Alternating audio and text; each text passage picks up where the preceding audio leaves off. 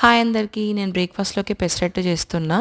2 cups పెసర్లు, half cup దొడ్డు బియ్యం, అదే రేషన్ బియ్యం అంటాం కదా, అవి మంచిగా కడుక్కొని నైట్ అంతా నానబెట్టుకోవాలి. మార్నింగ్ మిక్సీ జార్లో ఇది వేసుకొని దాంట్లో జీలకర్ర, కొంచెం అల్లం, ఇంకా పచ్చిమిర్చి, కొత్తిమీర ఇవన్నీ వేసుకొని మంచిగా దోశ బ్యాటర్ లాగా మనం ప్రిపేర్ చేసుకోవాలి. ఎంత పల్చగా వేసుకుంటే అంత క్రిస్పీగా వస్తాయి. నేను ఇక్కడ మీడియం పల్చగా వేసుకుంటున్నా.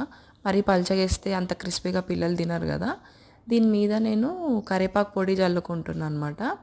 యూజువల్గా దీన్ని టమాటో చట్నీతోటి సర్వ్ చేసుకుంటారు. సో నేను ఇక్కడ కరివేపాకు పొడి వేస్తున్నా. ఉల్లిపాయలు కూడా వేసుకోవచ్చు. ఏంటంటే కరివేపాకు ఈ రకంగానన్నా మన బాడీలోకి వెళ్తుంది కదా అని చెప్పేసి నేను పొడి చేసి పెట్టుకుంటాను అనమాట, టిఫిన్స్లోకి బాగుంటుందని. ఆ రెసిపీ కూడా కావాలంటే కమెంట్ చేయండి, నేను వీడియో చేసి పెడతాను. సో ఇక్కడ ఈ పెసరట్టు రెడీ అయిపోయింది. దీన్ని నేను పల్లి చట్నీతోటి తింటున్నాను అనమాట. నచ్చిందా? అయితే లైక్ చేయండి, షేర్ చేయండి.